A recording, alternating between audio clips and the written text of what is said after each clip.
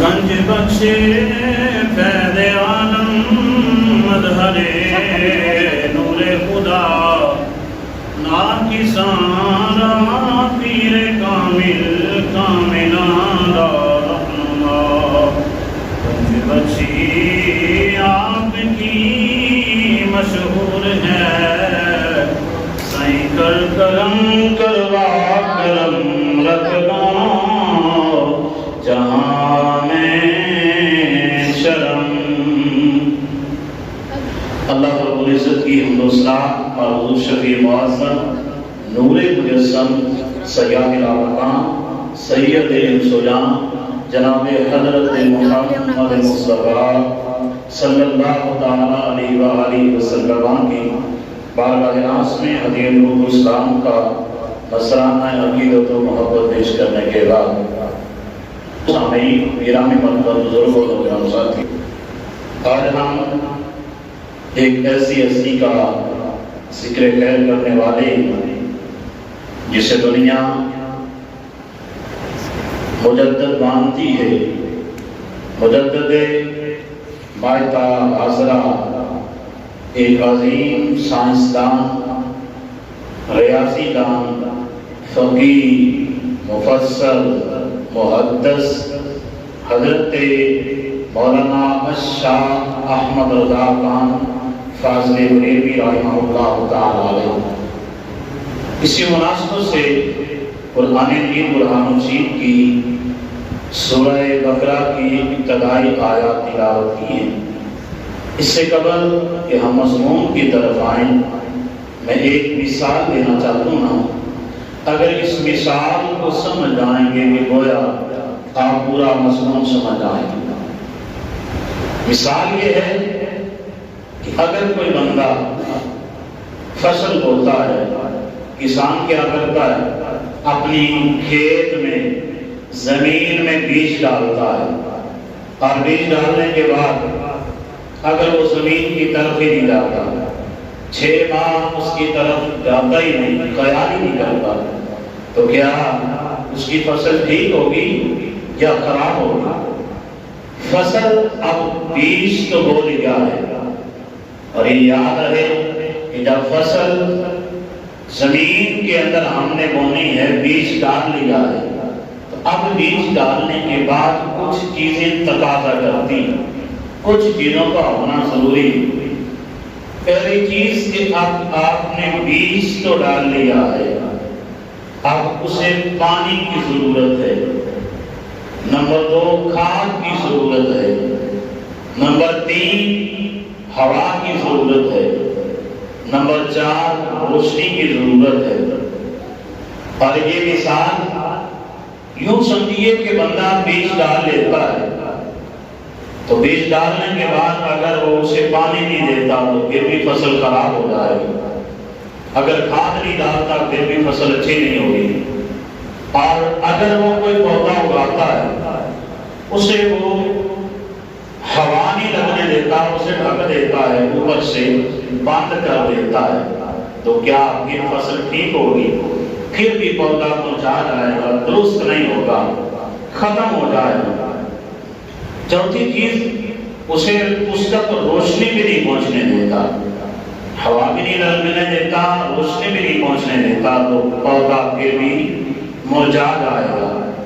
پتہ ابھی سب نے موجیاں لگائی ہیں، تو لگانے کے بعد دھان کی فصل بوئی ہے تو بندہ فصل کی طرف ہی نہیں جائے، پھر دھیان ہی نہ کرے، اور جب فصل بوتا ہے تو اس میں بھی کچھ فالتو جڑی بوٹیاں بھی اگاتی ہیں، اگتی ہیں کہ نہیں اگتی؟ اب بندہ ان جڑی بوٹیوں کو ختم کرنے کے لیے کچھ دوائیاں استعمال کرتا ہے، اور اگر ان جڑی بوٹیوں کو ختم نہیں کرے گا تو کھاد کا یا دیگر چیزیں جو بھی آپ فصل کی آبپاشی کے لیے، اس کی نشو و نما کے لیے ڈالیں گے، وہ سارے کا سارا اثر وہ جڑی بوٹیاں کھینچ لیں گے، اب وہ اثر فصل تک نہیں پہنچ سکے گا، اور زمین کی توانائی وہ بھی وہی جڑی بوٹیاں کھینچتی رہیں گی، اور جب تک آپ ان جڑی بوٹیوں کو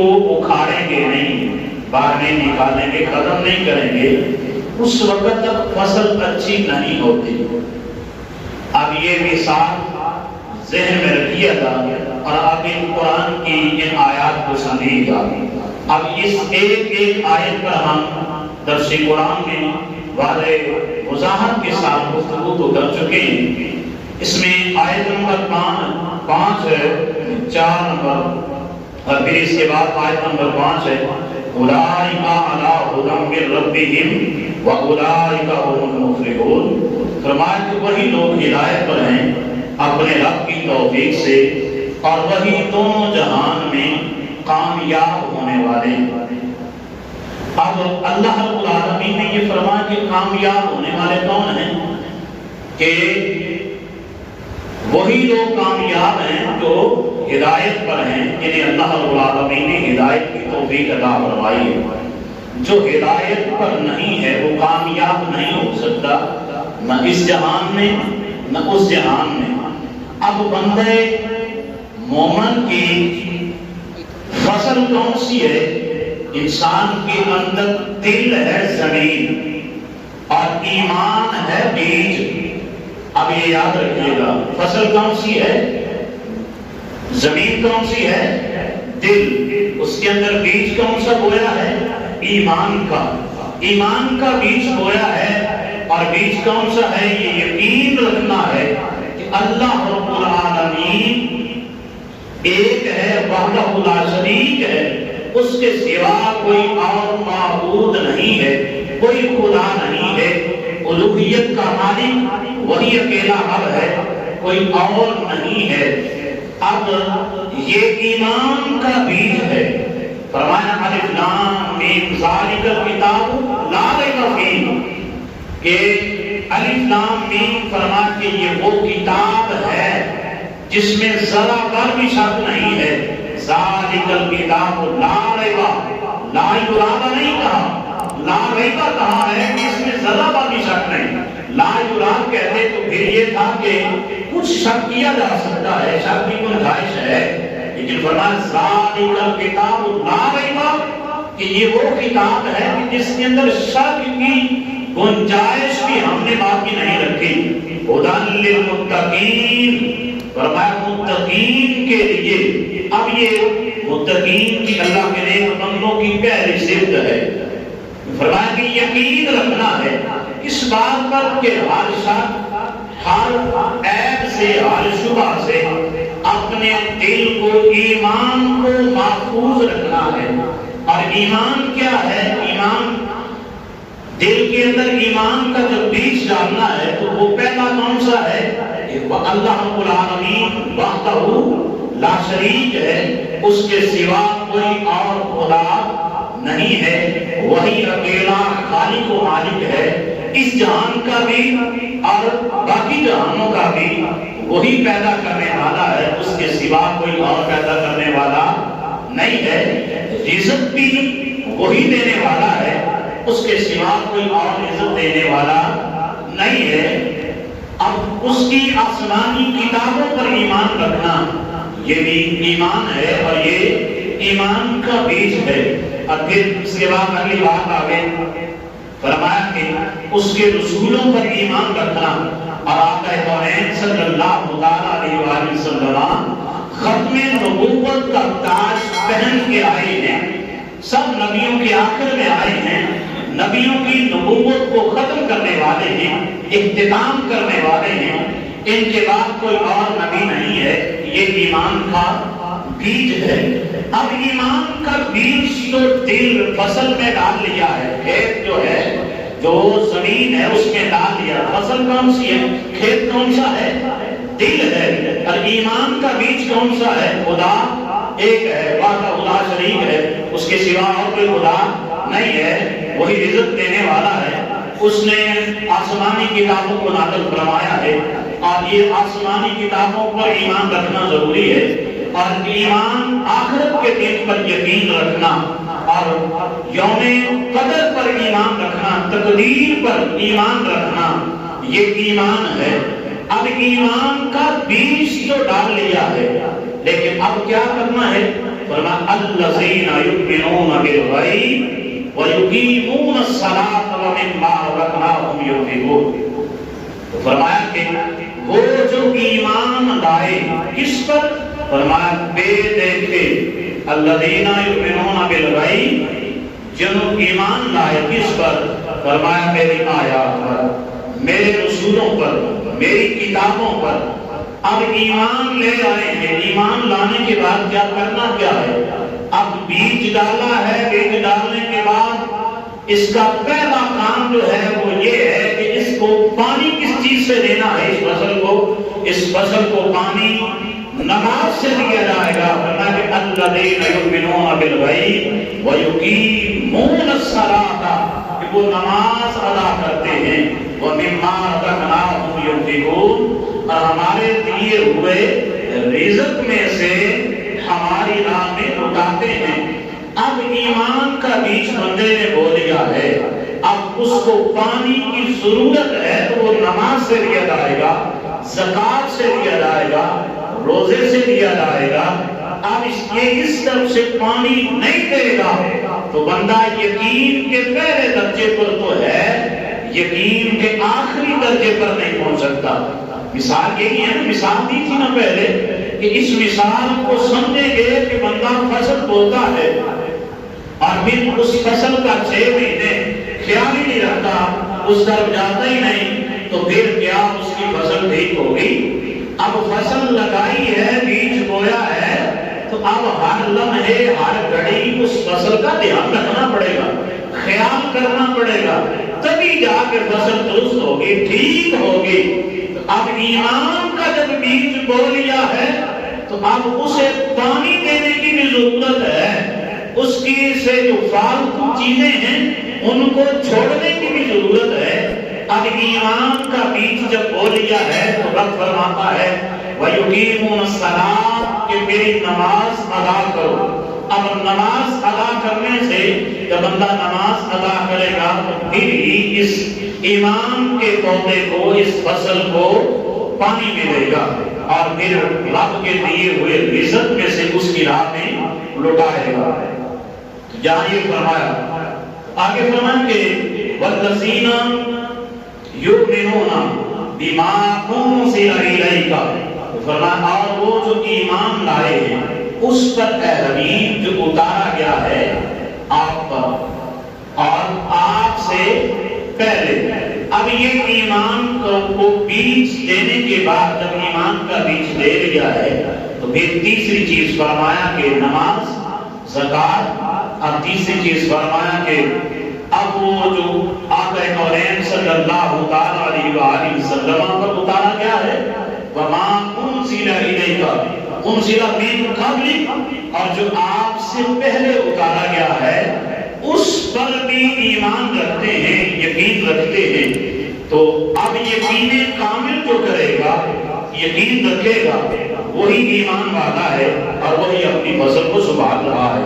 فرمایا وَبِالْآخِرَةِ هُمْ يُوقِنُونَ، اور آخرت پر بھی وہ یقین رکھتے ہیں۔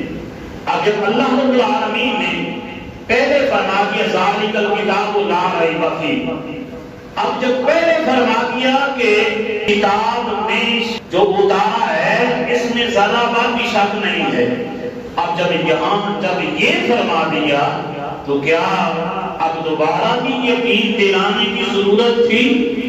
ضرورت تو نہیں تھی، لیکن رب فرما رہا ہے کہ میرے بندے وہ ہیں جو میں نے اپنے حبیب پر اتارا ہے اس پر یقین رکھتے ہیں اور یقین کامل کے ساتھ وہ اس کو مانتے ہیں۔ نبی رحمت صلی اللہ علیہ وآلہ وسلم پر نازل ہونے والی کتاب کو مانتے ہیں اور یہی یقین کامل ہے، اور جب تک وہ سب شک شبہوں کو دور کر لیتا ہے تو اب بندہ ایمان کے اعلیٰ درجے پر ہوتا ہے۔ اسی لیے اقبال نے کہا تھا نا کہ یقین پیدا کر اے غافل کے مغلوب غما تو ہے، یقین پیدا کر اے غافل کے مغلوب جہاں تو ہے۔ فرمایا کہ یقین ہی ایمان کا نام ہے، اور جب بندہ یقین پیدا کر لیتا ہے اب وہ ایمان کے اعلیٰ درجے پر فائز ہو جاتا ہے۔ اور آگے فرمایا کہ اولئک علی ھدی من ربہم واولئک ھم المفلحون، وہی لوگ ہدایت پر ہیں اپنے رب کی توفیق سے اور وہی دونوں جہان میں کامیاب ہیں۔ اب یہ ایمان والوں کی صفات اللہ رب العالمین نے بیان فرمائی ہیں، تو میں پہلے عرض کر چکا ہوں کہ آج ہم ایک یقین کامل پر فائز شخصیت کا ذکر کرنے والے ہیں، اور اس کا نام ہے امام الشاہ احمد رضا خان فاضل بریلوی رحمہ اللہ تعالی علیہ۔ اور یہ پٹھان قوم کو اپنے اس بزرگ پر فخر ہونا چاہیے کہ قیامت تک ہو سکتا ہے کہ اللہ اس ہستی جیسی کوئی ہستی پیدا ہی نہ فرمائے، اتنا اللہ رب العالمین نے بلند و بالا آپ کو مقام عطا فرمایا ہے۔ آج سے 100 سال پہلے انڈیا کے شہر بریلی میں پیدا ہوئے، اور اسی مناسبت سے آپ کو محدث اور فاضل بریلوی کہا جاتا ہے، اور لوگ انہی کی نسبت کی وجہ سے اپنے آپ کو بریلوی بھی کہلاتے ہیں، حالانکہ بریلوی کوئی مسلک نہیں ہے، بریلوی نسبت ہے شہر کی، اور شہر کی محبت کی وجہ سے آپ بریلوی کہہ سکتے ہیں، مسلکاً اپنے آپ کو آپ بریلوی نہیں کہہ سکتے۔ اعلیٰ حضرت عظیم البرکت علیہ رحمہ کا عشق و محبت کس درجے کا ہے، اور اللہ رب العالمین نے اپنے اس بندے کو کن خاصیتوں سے نوازا ہے۔ آپ جب 7 برس کی آپ کی عمر مبارک ہوئی، اب کیا ہوا کہ آپ نے اب حفظ قرآن کرنا شروع کیا، اور حفظ قرآن بھی اس طرح کیا، رمضان کا مہینہ ہے، مغرب سے لے کر عشاء کی نماز تک ایک پارہ تلاوت کرتے ہیں، اور وہ سارے کا سارا زبانی یاد ہو جاتا ہے، اور پورے رمضان میں پورا قرآن یاد کر لیتے ہیں، اور جب 13 سال کی عمر ہوتی ہے تو دارالفتاح میں پہلا فتویٰ لکھتے ہیں، یعنی دین کا علم مکمل کر لیتے ہیں۔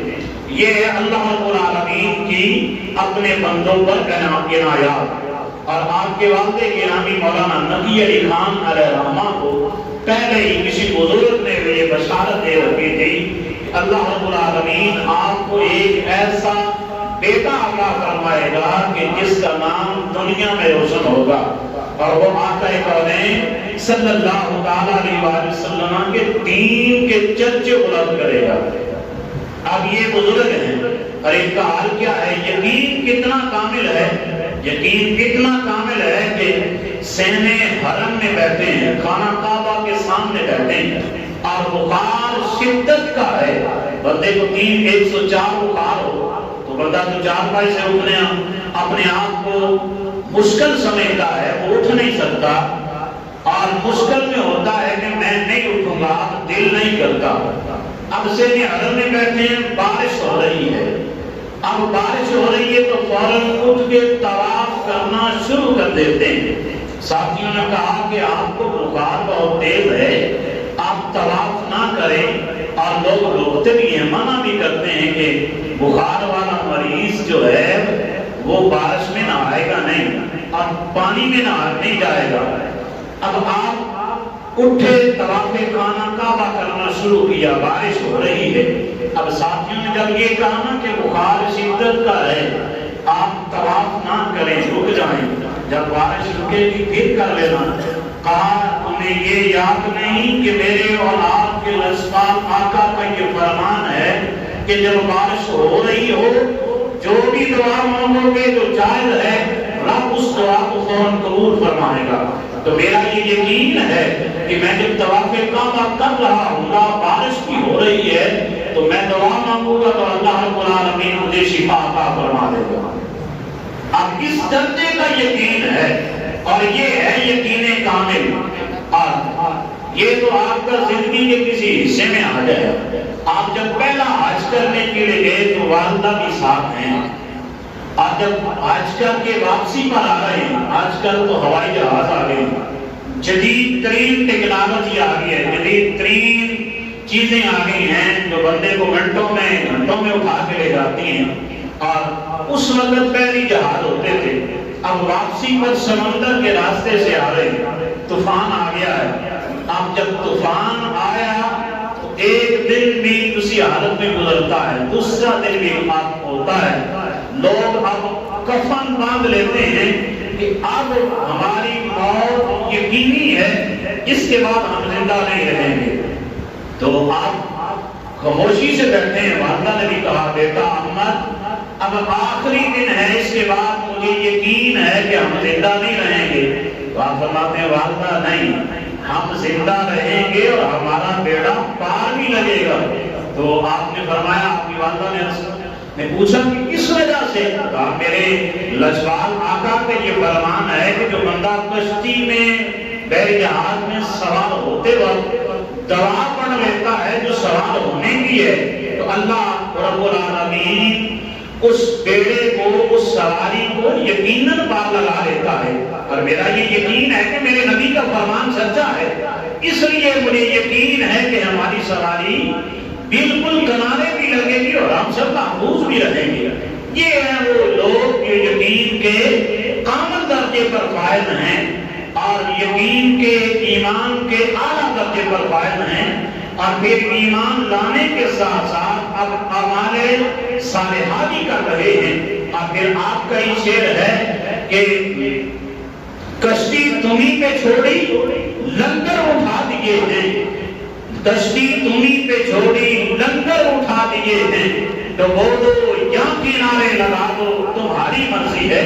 تو کشتی اب لنگر کس کو کہتے ہیں؟ بحر جہاز کے نیچے اس کا بیلنس قائم رکھنے کے لیے جو سندروں کے ساتھ بھاری وزن باندھ کے چھوڑا جاتا ہے اس کو کہتے ہیں لنگر۔ روٹیاں نہ سمجھ لے ہو، وہ لنگر ہے کہ جڑا بحر جہاز کا بیلنس قائم رکھنے واسطے تھلے سنیا جاتا ہے۔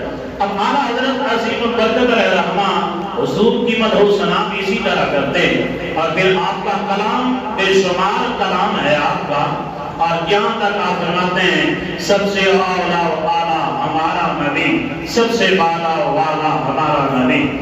اس طرح آپ کا بے شمار کلام ہے جسے ہدایت بخشش کے نام سے جانتے ہیں، اور پھر آپ کتنے مضامین کے ماہر تھے۔ مفسرین نے لکھا ہے کہ تقریباً آپ 56 زبانیں جانتے تھے، اور 1000 سے زائد کتاب آپ نے لکھی ہے۔ 206 کتب فتاوی حزبیہ کے اندر ہی موجود ہیں، اس کی 33 جلدیں ہیں، اور پھر وہ کیا ہیں؟ وہ باتیں ہیں جو آپ نے لوگوں کے سوالات کے جوابات دیے، اور پھر اس پر آپ نے پوری کتاب لکھ دی ہے۔ اور ایک کتاب ہے آپ کی علوم الغیبیہ فی عدالت المکیہ، یہ وہ کتاب ہے کہ جب اہل مکہ کے علماء نے آپ پر اعتراضات کیے، جو پاکستان سے لوگ گئے تھے، انہوں نے کہا کہ یہ وہ بندہ ہے کہ جو شرک کرنے والا ہے، یہ شرک کرتا ہے، نبی کے غیب کو جانتا ہے۔ آپ نے آقا کونین صلی اللہ علیہ وآلہ وسلم کے روضہ مبارک کے سامنے بیٹھ کے 3 گھنٹے سے زائد وقت میں آپ نے دلائل دیے، اور پھر اس پر آپ نے پوری ایک کتاب لکھ دی۔ اس کتاب کا نام ہے الدولۃ المکیہ فی علوم الغیبیہ، جو آقا کونین صلی اللہ علیہ وآلہ وسلم کے علم غیب پر لکھی گئی۔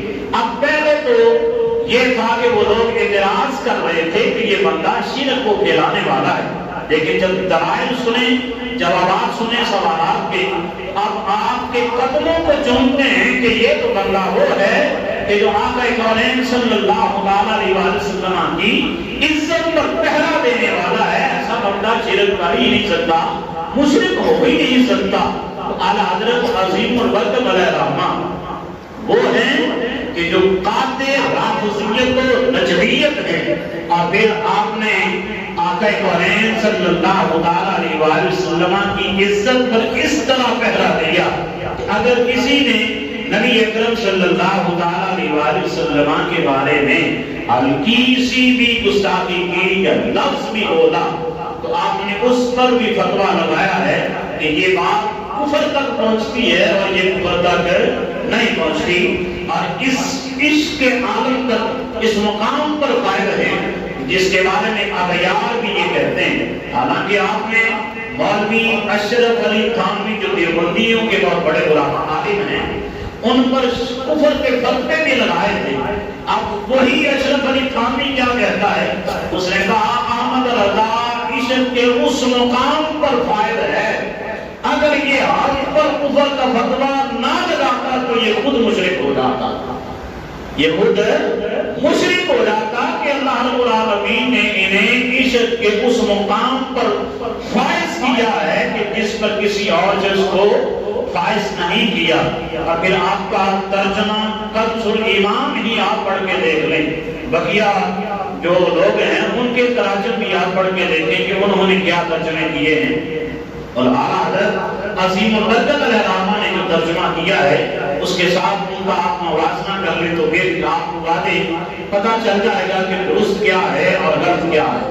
आला हज़रत अज़ीमुल बरकत अलैहिर्रहमा का कलाम है कि आप फरमाते हैं कि नबी अकरम सल्लल्लाहु अलैहि वसल्लम की एक दिन ज़ियारत नहीं होती। हर रोज वैसे तो ज़ियारत होती है, लेकिन एक दिन ज़ियारत नहीं होती। और जब ज़ियारत नहीं होती तो फिर आप लिखते हैं तुझसे ऐ अहमद रज़ा तुझसे क्या मतलब, तुझसे कुत्ते हजार फिरते हैं। जब अपने आप को इस मकाम पर गिराया, इतना नीचे लेके गए तो फौरन आका कौनैन सल्लल्लाहु अलैहि वसल्लम की ज़ियारत होती है। और फिर आप ये कलाम लिखते हैं, आप फरमाते हैं वो सुबह लाला जार फिरते हैं, वो सुबह लाला जार फिरते हैं, तेरे दिन ऐ बहार फिरते हैं। पहले ये लिखा था कि ऐ अहमद रज़ा तुझसे क्या मतलब, तुझसे कुत्ते हजार फिरते हैं। जब ये लिखा तो सरकार की फिर फौरन उसी वक्त जब ज़ियारत होती तो फिर ये कलाम लिखा कि ये कलाम जो अभी मैंने शेर पढ़ा है ये आप फिर दोबारा लिखते हैं। आला हज़रत अज़ीमुल बरकत अलैहिर्रहमा आपकी कुतुब को बंदा पढ़े तो फिर पता चलता है कि आपने उलूहियत अकीदा तौहीद किस तरह बयान किया है, हुजूर की खत्म नबूवत पर किस तरह आपने पहरा दिया है। तो ये आला हज़रत से ही कोई बंदा समझ सकता है। और फिर आला हज़रत ऐसे ही बन जाता। लोग इस पर भी जो अदना हज़रत है वो इस बात को भी इतराज करते हैं जिले आपको आला हज़रत कहा जाता है। बात लोगों को इस आला हज़रत कहने पर भी तकलीफ हो जाती है कि उनको आला हज़रत क्यों कहा जाता है। और बात तो कहते हैं कि आला हज़रत तो हुजूर हैं, बेशक हुजूर ही आला हज़रत हैं, लेकिन उस वक्त के उलमा ने अपने सब उलमा से बड़ा जान के आपको आला हज़रत का लक़ब दिया है। और ये मिसाल समझ लीजिए कि वो बंदा जो एक बंदे को गुनाहों की दलदल से निकाल के नेकी की तरफ ले आता है वो तो है हज़रत, लेकिन जो उस बंदे को उठा के सरकार की बारगाह तक पहुंचा देता है उसे कहते हैं आला हज़रत। आला हज़रत का मुकाम और मर्तबा यही है। और देखना हो समझना हो तो आपके कलाम से समझ आए, आपकी कुतुब से समझ आए कि आप किस दर्जे के आलिम हैं, किस दर्जे के आप बुजुर्ग हैं। दुआ है अल्लाह रब्बुल आलमीन हम सब अहबाब को अल्लाह के नेक बंदों के रास्ते पर अपने रसूलों की तालीमात पर अमल पैरा होकर जिंदगी गुजारने की तौफीक अता फरमाए। व आखिरु दावाना अनिल हम्दुलिल्लाहि रब्बिल आलमीन।